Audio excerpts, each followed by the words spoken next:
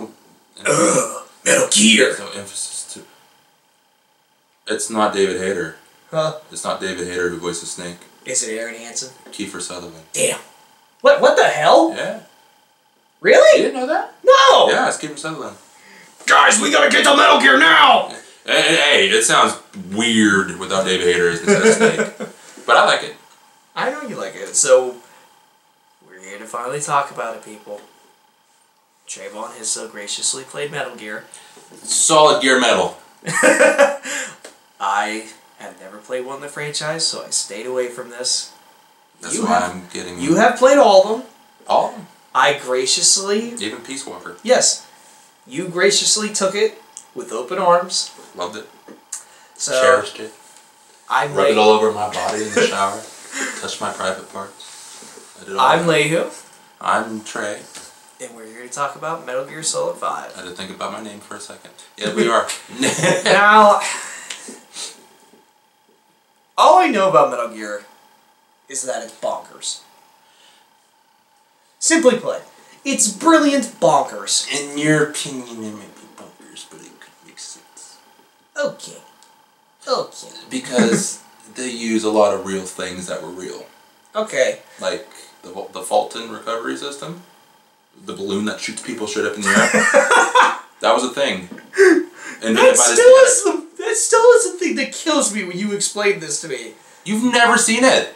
Okay, well, before we get into all this, because we're going to make people who haven't played this game go like, what the hell? Hey, it's going to make you want to buy it. Explain the story of this as best as you Without giving spoilers. Yes. Well, just a setup. Well, before I say anything, there was a prequel game that was meant to set up the story for this game. Ground Zeroes, right? Sorta, kinda, yeah. So I would recommend playing Ground Zeroes first. The $30 demo. Well, it was for free at some point, but then yeah. That's true. That's how I got it. But the main thing, it takes the same lead as Peace Walker, if you guys play Peace Walker. To where, except, I mean, you have to rebuild, you know, Mother Base. That's basically the whole thing, is rebuilding Mother Base and getting vengeance on the people who destroyed it in the first place. That's the main idea of the story, without ruining anything. And it's getting Snake back up to his former self, basically. Yeah, because, well, here's what I know. I thought Metal Gear Solid 4 was supposed to be the last one. Like, I thought that was it. Like... It was, because Kojima did say that. I'm positive he said that. But now he said that this is the last one. So, is this a prequel? This is...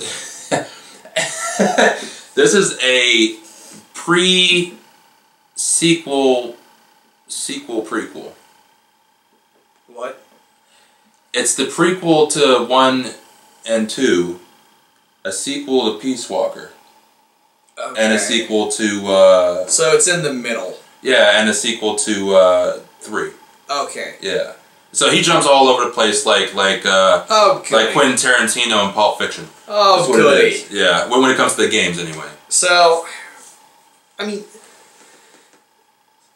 so the story of this, I'm just gonna imagine, like, if you try to explain it to me, I'm just gonna be sitting there like, no, really, what is it?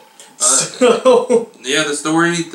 I mean, it's pretty set forward, like I just explained before. It's literally that's what it is. And then they finally explain the master plan and all that, and you're just like, hold on a second, what?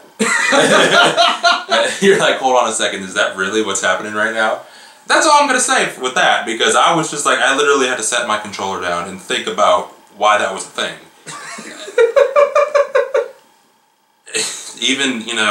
Even my girlfriend Jess is like, is that really? Is that really what it was? I was like, I guess. I don't know. You know? The hell did he say? Yeah. I don't know. Yeah. Metal Gear. Metal Gear.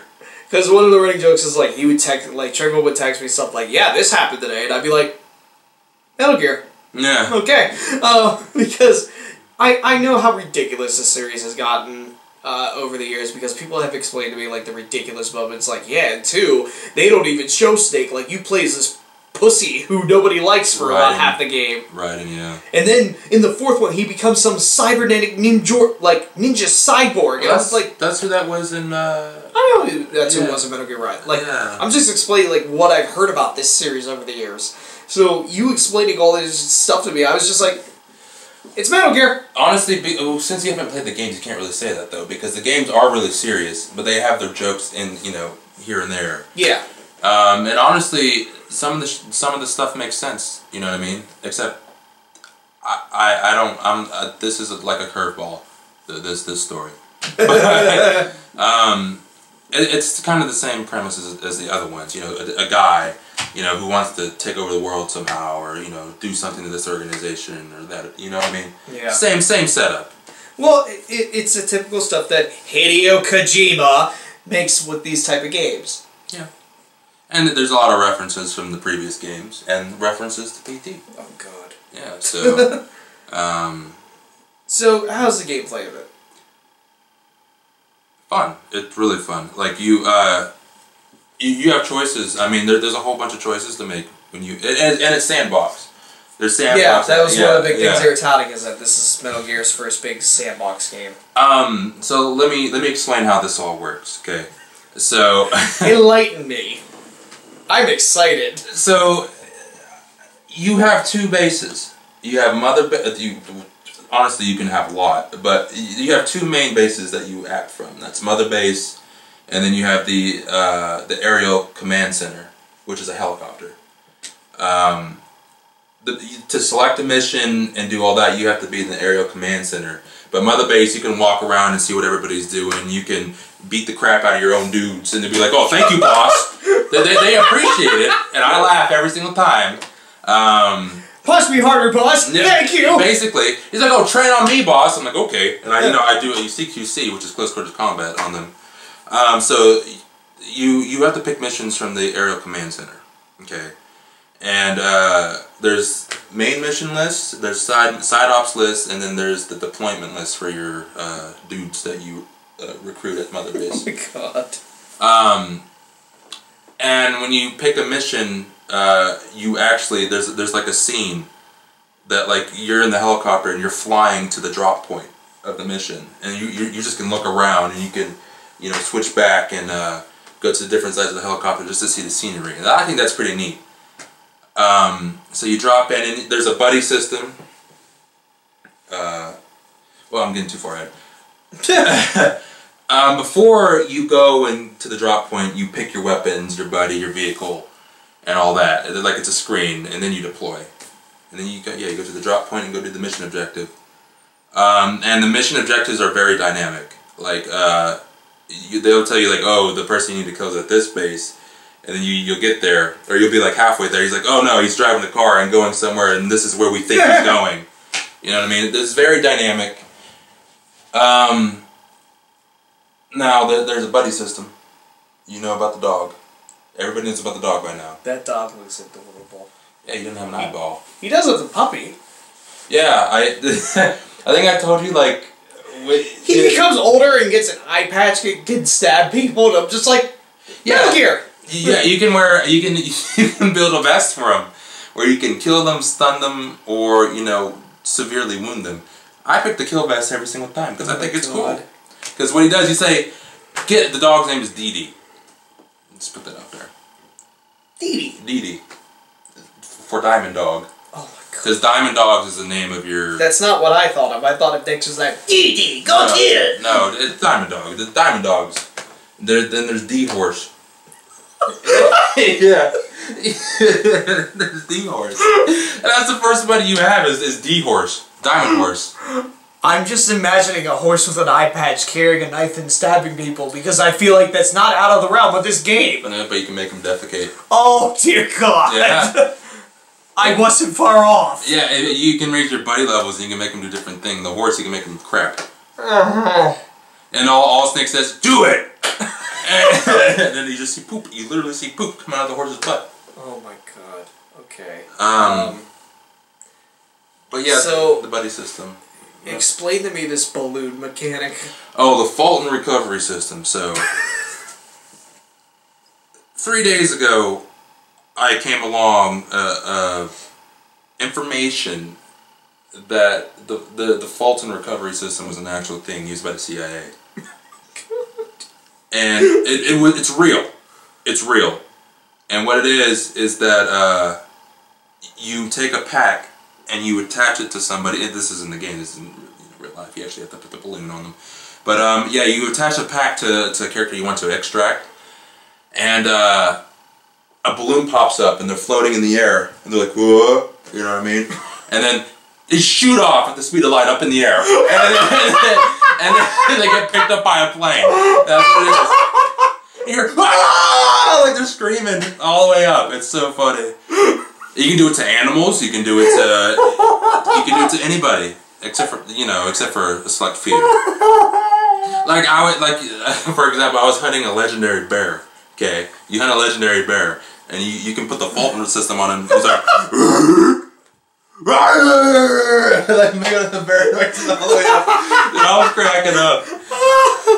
But yeah, that's what that is. Oh my god. Oh, and eventually, you can upgrade it up enough to where. No. Yeah, you upgrade it to where you can start doing it to tanks, to containers, and then all of a sudden you get to this point where a wormhole happens, and it just goes through a wormhole because it's faster recovery. So funny. I could just see like a tank like. That's what it is. That's what it is. And people are all like, "Wait, I'll shoot it down," and then it's already gone. People notice when the balloon shoots people up, and they try to shoot it down. But yeah. Oh my god, I would cry seeing that. Oh, it was so funny. I just imagine dudes where it's like, hey, what the hell, what is this? Why am I floating in the air? Yeah, well, basically, you have to knock them out and shit first, but whatever. Oh my god. Oh, just like in Mad Max, there's a dynamic weather system. And yeah, I heard about this. Yeah, in each environment. So, like in Afghanistan, which is the very first map that you go to in the game, sandstorms.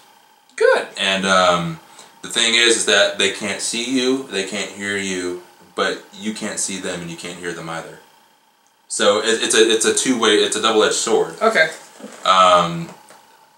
That's why you have to use a marking system, so right. You know where they are. You know what I mean. And then eventually you go to Africa, and there's the rainstorms, and that covers your footsteps. I mean, so nice, okay. Yeah, so the dynamic weather helps, it benefits you, but then it can also like hurt you. Yeah, it can hurt you in return. Okay. Yeah. Is there anything else you got to say about this? There's a lot. Like this review can be really long, but honestly, don't want to spoil anything. Yeah, I'm not going to spoil anything. If you love Peace Walker. Well, if you love Metal Gear in general, awesome game, fantastic. Highly recommended. If you love Peace Walker, you love it even more. Just saying. So, So what would you give it? Oh, God. Oh, you're going to do it, aren't you? Yeah? I'm probably going to give it a solid A. I thought you were going to do it. I would even stretch it to an A+. I was going to say, that's what I thought you were going to do it. Yeah. Only because I'm a huge Metal Gear fan, that adds into it. And I'm a huge Peace Walker fan. It's one of my favorite games. Besides 3 being my all-time favorite. So yeah, I would say for me personally an A+, but for everybody in general that's not, Metal Gear fans, I'll give it an A, and I would highly recommend it that you played it. But make sure you play the old ones. So you play the old ones first. Yeah, if you can find the classic collection that Konami released, that they didn't even know when it was coming out. Yeah. Yeah. So, just enjoy this game. I am. Enjoy it. I am. Because we all know Konami's done after this. Yeah, they're screwed. We all know Kojima's going to go on to bigger and better things. Well, Konami takes Snake and make it into a Plinko machine. I thought that was Silent Hill. I know. I'm expecting Metal Gear 1 to come out any day now. Isn't Metal Gear a Kojima thing too? Doesn't he have rights to that thing? Nope. It's all Konami. Oh. Hey, if you're Konami, if you ever watch this video, you guys suck. Suck. Get your shit together. I think we've heard that enough from everyone over the last couple days. No, I agree with you. Just remember, folks, that this is a Hideo Kojima game. It's not. The Konami does not exist. Nope. Konami just put it out. Mm-hmm. They do not get any credit for this. It is a Hideo Kojima game. Remember that, folks. Yeah, remember. Remember that. Remember that Kojima made this game good, not Konami. And Kojima, who knows? He might like our site. And you can find it at facebook.com/TheTanooki and Twitter at TheTanooki. Actually, he probably wouldn't even know what it is. Well, who? Kojima? Yeah. What's it, the Tanooki? Yeah. He knows what a Tanooki is. Yeah, maybe. Do you know what a Tanooki Actually, is? true. Because he made a level. He made a level in Super Mario Maker. Oh, did he? Yeah, one of the preset levels in the game he made. Get out of here. No. Wow. So I'm still trying to find it. Do you know what a Tanooki? Do you know what a Tanooki is? Yes. Okay. It's like a pseudo raccoon, like kind of. Do you know the main defining aspect of that? Yeah, the tail. No. What? The big brass balls. All right, we're done, folks. Once again, you can find us at facebook.com/Tanooki. There might be a link somewhere up here. Probably in the description. There. Probably below. Right on my face, maybe on his face.